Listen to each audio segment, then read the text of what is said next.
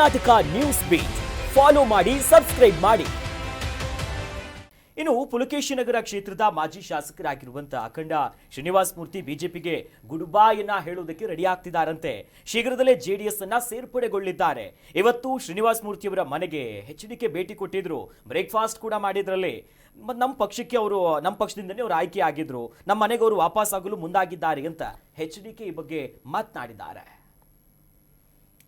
ಅಖಂಡ ಶ್ರೀನಿವಾಸ್ ಮೂರ್ತಿ ನನ್ನ ಪಕ್ಷದಿಂದಲೇ ಆಯ್ಕೆ ಆದವರು, 2 ಬಾರಿ ಶಾಸಕರಾಗಿದ್ದರು. ನಂತರ ಕಾಂಗ್ರೆಸ್ಗೆ ಇನ್ನೊಬ್ಬ ಸ್ನೇಹಿತರ ಜೊತೆ ಸೇರಿ ಹೋಗಿದ್ದರು. ಅಲ್ಲಿ ಹೋಗಿ ಈಗ ಅವರಿಗೆ ನನ್ನ ಒಂದು ಮನೆ ಜನತಾದಳವೇ ಸರಿಯಾದ ಮನೆ, ನಾನು ಮತ್ತೆ ವಾಪಸ್ ಬರಬೇಕು ಅಂತಕ್ಕಂಥ ನಿರ್ಣಯ ಮಾಡಿ ಅವ್ರ ಕುಟುಂಬದಲ್ಲಿ ಇವತ್ತು ಅವ್ರ ಮನೆಗೆ ಬರಬೇಕು ಅಂತಕ್ಕಂಥದ್ದಕ್ಕೆ ಅವರೆಲ್ಲರ ಒಂದು ಮನವಿ ಏನಿತ್ತು, ಆಹ್ವಾನ, ಆ ಆಹ್ವಾನದ ಮೇರೆಗೆ ಅವ್ರ ಮನೆಗೆ ಹೋಗಿದ್ದೆ. ಸದ್ಯದಲ್ಲೇ ಒಂದು ದೊಡ್ಡ ಬೃಹತ್ ಸಭೆ ಮುಖಾಂತರ ಅವರು ಅಧಿಕೃತವಾಗಿ ಪಕ್ಷಕ್ಕೆ ಸೇರ್ತಕ್ಕಂಥದ್ದಕ್ಕೆ ತೀರ್ಮಾನ ಮಾಡ್ಕೊಂಡಿದ್ದಾರೆ, ಪಕ್ಷಕ್ಕೆ ಬರಮಾಡ್ಕೊಂಡಿದ್ದಾರೆ.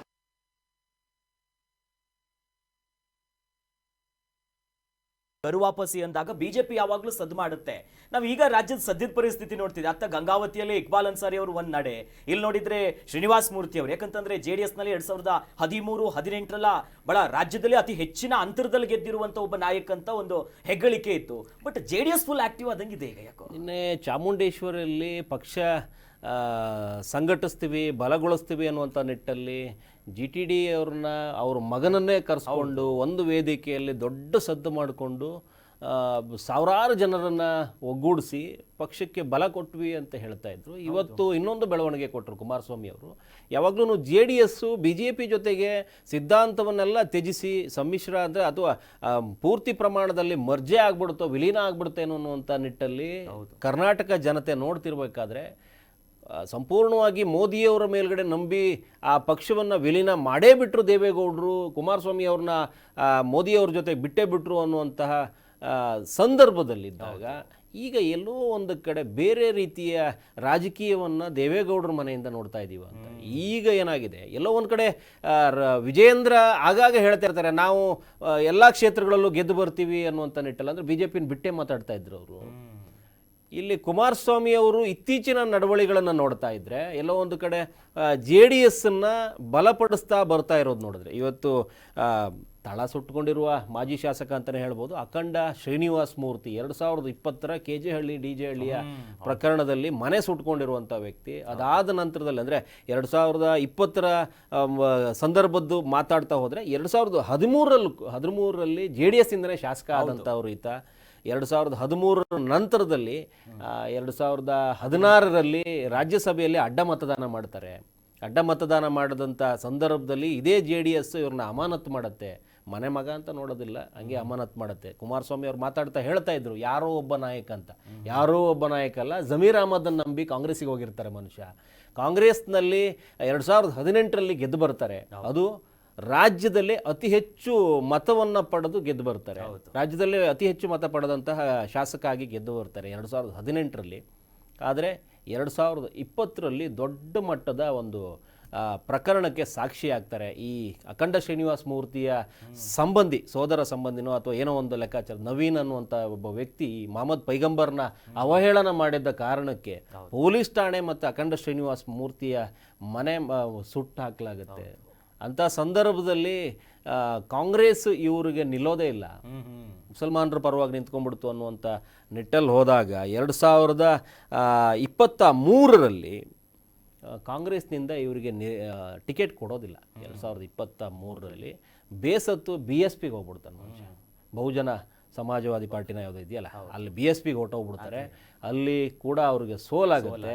ಅದಾದ ನಂತರದಲ್ಲಿ ಯಡಿಯೂರಪ್ಪನ ನೇತೃತ್ವದಲ್ಲಿ 24ರಲ್ಲಿ BJPಗೆ ಬಂದಿರ್ತಾನೆ ಮನುಷ್ಯ. ಈ 2020ರ ಕಥೆಯಲ್ಲಿ ತುಂಬ ದೊಡ್ಡ ಮಟ್ಟದ ಏಟು ತಿಂದಿರ್ತಾರೆ. ಅಲ್ಲೊಬ್ಬ ಪ್ರಬಲ ಪ್ರತಿಸ್ಪರ್ಧಿ ಕಾಂಗ್ರೆಸ್ನಿಂದ ಸಂಪತ್ ಅಂತ ಇರ್ತಾರೆ, ಮಾಜಿ ಮೇಯರು. ಸೊ ಅವ್ರಿಗೆ ಇವರಿಗೆ ಟಕಫ್ ವಾರ್ ಆಗಿರುತ್ತೆ. ಆ ವಿಚಾರದಲ್ಲಿ ಇಲ್ಲೊಂದೇನೋ ಗಲಾಟೆ ಮಾಡಿಕೊಂಡು BJPನೂ ಇಲ್ಲ, JDSಸೂ ಇಲ್ಲ, ಕಾಂಗ್ರೆಸ್ಸೂ ಇಲ್ಲ ಅಂತ ಒಂಥರ ನಿರಾಧಾರವಾಗಿ ಕೂತ್ಕೊಂಡಿರುವಂಥ ವ್ಯಕ್ತಿ. BJPಲಿ ಇದ್ದರೂ ಕೂಡ ಅಂದರೆ ಸರಿಯಾದ ಮಾನ್ಯತೆ ಸಿಗ್ತಿರಲಿಲ್ಲ. ಬಿ ಜೆ ಪಿಗೆ ಅಲ್ಲಿ ಅಂಥ ದೊಡ್ಡ ಮಟ್ಟದ ತಳ ಊರು ಅಂತ ಇಲ್ಲ, ಯಾಕಂದರೆ ಅಲ್ಲಿ ದಲಿತರ ಮತಗಳು ಮತ್ತು ಮುಸಲ್ಮಾನರು ಮತಗಳೇ ಪುಲಕೇಶಿ ನಗರದ ಕ್ಷೇತ್ರದಲ್ಲಿ ಹೆಚ್ಚಿರೋದ್ರಿಂದ ಇವ್ರಿಗೆ ಕಾಂಗ್ರೆಸ್ ಇಲ್ಲ ಜೆ ಡಿ ಎಸ್ ಬೇಕೇ ಬೇಕಿತ್ತು. ಇವತ್ತು ಜೆ ಡಿ ಎಸ್ನ ಕುಮಾರಸ್ವಾಮಿ ಅವರು ಅವರಿಗೆ ಸಾಥ್ ಕೊಟ್ಟಿರೋದ್ರಿಂದ ಮತ್ತೆ ಗರ್ವಾಪ್ಸಿಯಾಗಿದೆ. ಜೆ ಡಿ ಎಸ್ಗೆ ಬಲ ಕೊಡ್ತಾರೋ ಅಥವಾ ಬಲಹೀನರಾಗ್ತಾರೋ, ಈಗ ಇವರಿಗೆ ಆ ಬಲ ಇದೆಯಾ, ಮೊದಲಿನ ಬಲ ಅದನ್ನು ಕೂಡ ನೋಡ್ಕೋಬೇಕು. ಬಟ್ ಅಖಂಡ ಶ್ರೀನಿವಾಸ ಮೂರ್ತಿ ವೈಯಕ್ತಿಕವಾಗಿ ಒಂದು ಒಳ್ಳೆ ರಾಜಕೀಯ ಪಟು ಅನ್ನೋದ್ರಲ್ಲಿ ಎರಡು ಮಾತಿಲ್ಲ. ಅಂಥ ತುರ್ತು ಸಂದರ್ಭದಲ್ಲೂ ಕೂಡ ಮನುಷ್ಯ ಒಂದಷ್ಟು ಗಟ್ಟಿ ನಿರ್ಧಾರಗಳನ್ನೇ ತಗೊಂಡಿರುವಂಥ ಮನುಷ್ಯ. ಇವತ್ತು ಕುಮಾರಸ್ವಾಮಿ ಜೊತೆಗೆ ಸಖ್ಯ ಚೆನ್ನಾಗಿದೆ. ಜಮೀರ್ ಅಹ್ಮದ್ ಅವರನ್ನ ಬಿಟ್ಟು ಜೆ ಡಿ ಎಸ್ಗೆ ಹೋಗುವಂಥ ಮನೋಬಲ ತೋರಿಸಿರೋದು ತುಂಬ ದೊಡ್ಡ ಮಟ್ಟದ ಟಕಫ್ ಇದು.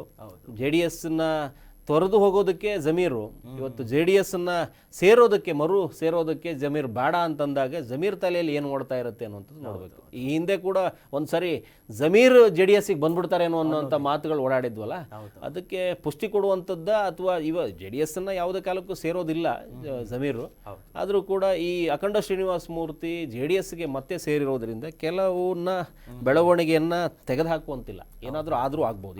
ಯಾಕಂತಂದ್ರೆ ಘಟಾನುಘಟಿ ನಾಯಕರೆಲ್ಲ ಜೆಡಿಎಸ್ ನ ಗರಡಿಯಿಂದನೇ ಆಚೆ ಬಂದಂತವ್ರು ಇದ್ದಾರೆ. ಈಗ ಒಂದು ಹೊಸ ತಂತ್ರಗಾರಿಕೆ ಅಂತೂ ಜೆಡಿಎಸ್ ಹೆಣಿತಾ ಇದೆ. ಇದನ್ನು ಗಮನಿಸ್ತಿದ್ರೆ ಕಳೆದ ಬಾರಿ ಸಮನ್ವಯ ಸಭೆ ವಿಚಾರ ಕೈ ಹಾಕಿದಾಗ್ಲೂ ಕೂಡ ಜೆಡಿಎಸ್ಸಿನ ನಾಯಕತ್ವ ಮುಂದೆ ಕಾಣಿಸ್ತು. ಯಾಕಂದ್ರೆ ಕ್ಯಾಬಿನೆಟ್ ಅಲ್ಲಿ ಇದ್ರಿ ಅಂತ. ಎಲ್ಲೋ ಒಂದು ಕಡೆಯಲ್ಲಿ ಈಗ ಜೆಡಿಎಸ್ ಸಂಘಟನೆ ಕೆಲಸ ಮಾಡ್ತಿದೆ, ಅಲ್ಲಿ ಒಂದು ಕಡೆ ಮ್ಯಾಚ್ ಮಾಡಿಸ್ತಾರೆ, ಸಂಘಟನೆ ಮಾಡ್ತಾರೆ, ನೋಂದಣಿ ಕೆಲಸ ಆಗ್ತಿದೆ, ನಿಖಿಲಿಗ್ ಪಟ್ಟಾನು ಅಥವಾ ಬೇರೆ ಬೇರೆ ಚಾಮುಂಡೇಶ್ವರಿ ಅಥವಾ ಹಳೆ ಮೈಸೂರು ಭಾಗದಲ್ಲಿ ಕೆಲಸ ಕಟ್ಟು ಆಗ್ತಿದೆ.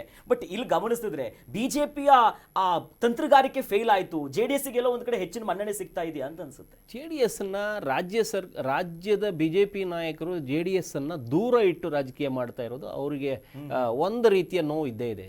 ಕುಮಾರಸ್ವಾಮಿಯ ಬಲ ರಾಜ್ಯದ ಉದ್ದಗಲಕ್ಕೂ ಇಲ್ಲದೆ ಇರಬಹುದು, ಆದರೆ ಹಳೆ ಮೈಸೂರು ಭಾಗದಲ್ಲಿ ಬಿಜೆಪಿಗೆ ಏನೇನೂ ಇಲ್ಲ ಅನ್ನುವಂಥ ನಿಟ್ಟಲ್ಲಿದ್ದೆ.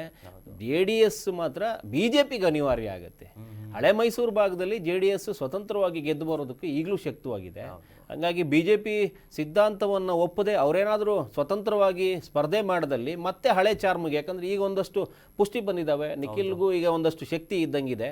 ಜೆ ಡಿ ಎಸ್ ಅಂದರೆ ಪ್ರಾದೇಶಿಕ ಪಕ್ಷ ಉಳಿಬೇಕು ಅನ್ನುವಂಥ ನಿಟ್ಟಲ್ಲಿ ಕುಮಾರಸ್ವಾಮಿಗೂ ಈಗ ಮೊದಲೆಲ್ಲ ತೆಗಳಿದಂತಹ ಆ ಮನೋಭಾವನೆ ಇದ್ದಂಗಿಲ್ಲ. ಸ್ವಲ್ಪ ಮೊನ್ನೆ ಕೇಸರಿ ಶಾಲ್ ಕಡೆ ವಾಲ್ದಂಗಿದ್ದಾರೆ. ಅಂದರೆ ಈಗಿನ ರಾಜಕೀಯದಲ್ಲಿ ಏನೇನು ಬೇಕೋ ಅದು ಕುಮಾರಸ್ವಾಮಿಗೆ ಅರಿವಾದಂಗಿದೆ. ನಾವು ಎಲ್ಲೋ ಒಂದು ಕಡೆ ಓಲೈಕೆಗೆ ಹೋಗಿ ಮೊದಲಿನ ಸಿದ್ಧಾಂತವನ್ನು ಪೂರ್ತಿ ಪ್ರಮಾಣದಲ್ಲಿ ಮೇಳೈಸ್ಕೊಳ್ಳದೇನೆ ಒಂದಷ್ಟು ಹಿಂದೂ ಸಮುದಾಯವನ್ನು ಅಥವಾ ಇವರು ಸೆಕ್ಯುಲರ್ ಅನ್ನೋ ಕಾನ್ಸೆಪ್ಟ್ ಏನಿದೆ ಅಷ್ಟಕ್ಕೆ ಸೀಮಿತ ಆಗಿದ್ದು, ಸೆಕ್ಯುಲರ್ ಅಂತ ಒಂದು ಸಮುದಾಯವನ್ನು ಓಲೈಸುವಂಥ ಜೆ ಡಿ ಎಸ್ ಆಗಿದ್ದೇನೆ ನಿಜವಾಗ್ಲೂ ಎಲ್ಲರನ್ನೂ ಒಗ್ಗೂಡಿಸ್ಕೊಂಡು ಹೋಗುವಂಥ ಪ್ರಾದೇಶಿಕ ಪಕ್ಷ ಆಗಿ ಜೆ ಡಿ ಎಸ್ ನಿಂತ್ಕೊಂಡ್ಬಿಟ್ರೆ ಹಳೆ ಮೈಸೂರು ಭಾಗದಲ್ಲಿ ಮತ್ತೊಂದಷ್ಟು ಸೀಟ್ಗಳನ್ನ ಗೆದ್ದು ಬರೋದ್ರಲ್ಲಿ ಅನುಮಾನನೇ ಇಲ್ಲ. ಹೌದು, ಬಿಜೆಪಿ ಬಿಟ್ಟು ಬಂದರೆ. Yes, Karnataka news beat follow ಮಾಡಿ, ಸಬ್ಸ್ಕ್ರೈಬ್ ಮಾಡಿ.